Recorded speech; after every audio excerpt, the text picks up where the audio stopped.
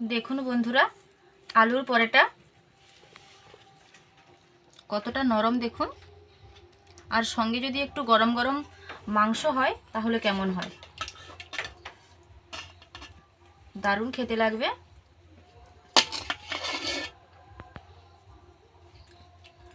পুরো ভিডিওটা দেখতে থাকুন, আমি কিভাবে এই পরোটা বানিয়েছি। দারুণ একটা নাস্তার পরোটা।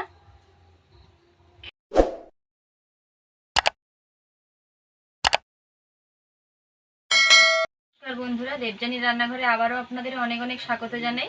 আজকে নতুন একটা রেসিপি নিয়ে চলে এসেছি। স্পেশালি রেসিপিটা আজকে যারা অফিসে কাজকর্ম করে, যাদের হাতে একদমই সময় নেই, তাদের জন্য একদম 5 মিনিটে দারুণ একটা নাস্তা রেসিপি। সেই রেসিপি আপনাদের সঙ্গে শেয়ার করব, পুরো ভিডিওটা দেখতে থাকুন। এই রেসিপিটা বানানোর জন্য আমি প্রথমে কিছুটা ময়দা নিয়েছি একটা বাটিতে। ময়দার পরিমাণ মতো লবণ দিয়ে দেব।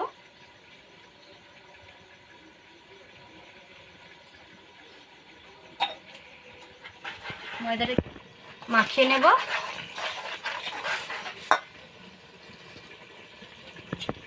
এখানে আমি 3টা ডিম নিয়েছি, ফাটিয়ে ময়দার মধ্যে দিয়ে দেব।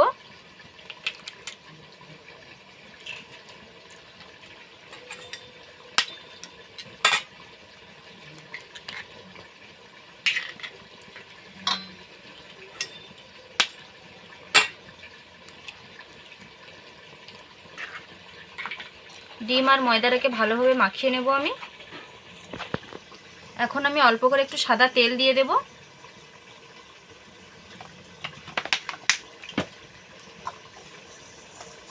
ময়দাটা খুব মাখবো ভালোভাবে।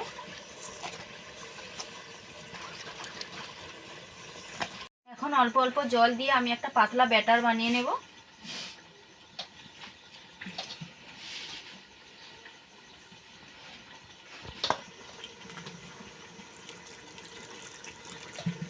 আপনারা অনেকেই হয়তো অফিসের কাজে ব্যস্ত থাকেন, কিন্তু মাঝে মধ্যে তো মন চাই একটু আলুর পরোটা খেতে। কিন্তু এই আলুর পরোটা বানানোর ঝামেলা, আলুর পুর বানানো, সব কিছু ঝামেলা ছাড়াই, বেলাবেলি খাটাখাটি সব কিছু ছাড়াই এই রকমভাবে বানিয়ে ফেলুন আলুর পরোটা। ময়দাটা আরেকটু পাতলা করব।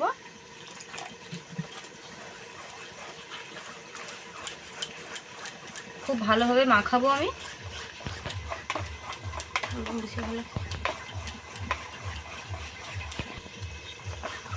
ময়দাটা একটু ভালোভাবেই মাখাতে হবে, যেন ডলা পেকে না থাকে। আবারও অল্প করে একটু জল দেব।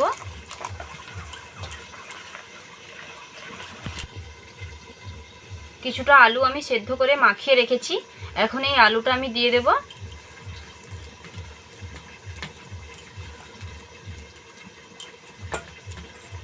কোনো ঝামেলা ছাড়াই ঝটপট বানিয়ে ফেলুন আলুর পরোটা। আলুটা ময়দার সঙ্গে খুব ভালোভাবে মাখাবো আমি।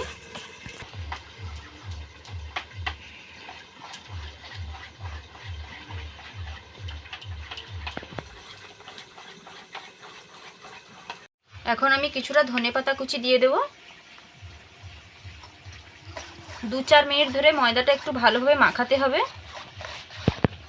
আবারও অল্প করে একটু জল দিয়ে দেব।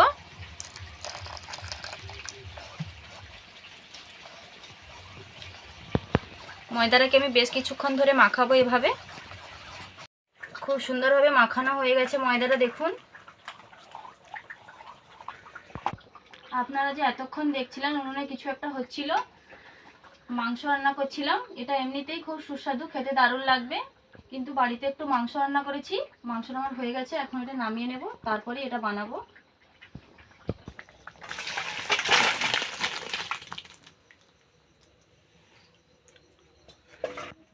উনুনে আমি আবারও আরেকটা কড়াই বসিয়ে দিয়েছি। কড়াইতে সাদা তেল দিয়ে দেব।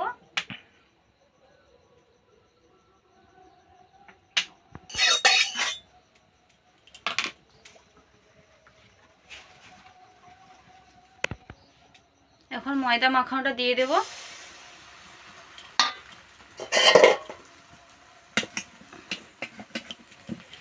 কড়াইটা আমি এভাবে ঘুরিয়ে দেব।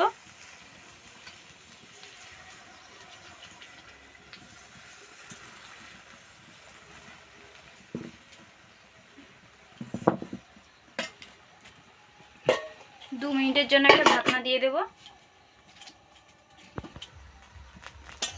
একদিক হয়ে গেছে, একদিক আমি উল্টে দেবো হালকা করে।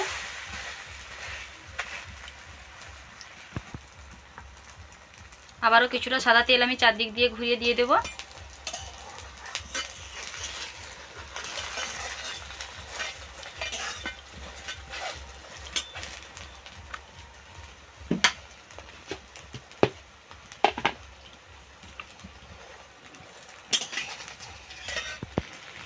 দেখুন আলুর পরোটা খুব তাড়াতাড়ি খুব সহজে হয়ে গেল। এখন এটা নামিয়ে নেব।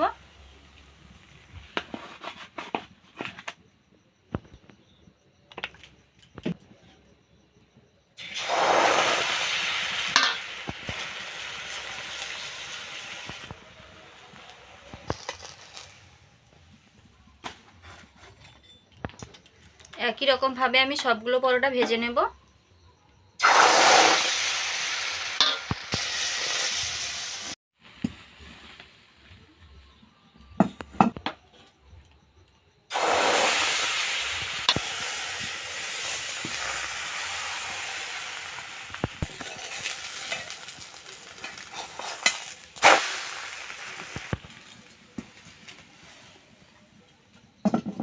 গুলো পরোটা আমার ভাজা হয়ে গেছে, আর এক পিসই বাকি আছে, ওটাও ভেজে নেব।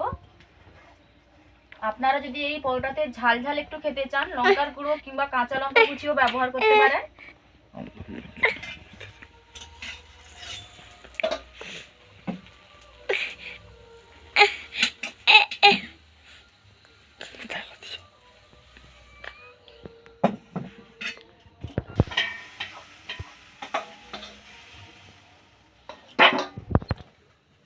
পরোটা আমার ভাজা হয়ে গেছে, সবগুলো পরোটা একদম হয়ে গেছে ভাজা। দেখুন কতটা নরম হয়েছে, খুব গরম তাই আমি ছিঁড়তে পারছি না। দেখুন খেতেও কিন্তু দারুণ লাগবে এই পরোটা। এই রেসিপিটি যদি আপনাদের ভালো লেগে থাকে প্লিজ লাইক, কমেন্ট ও শেয়ার করতে ভুলবেন না। এরকম আরও নতুন নতুন ভিডিও পাওয়ার জন্য আমার চ্যানেলটিকে সাবস্ক্রাইব করবেন।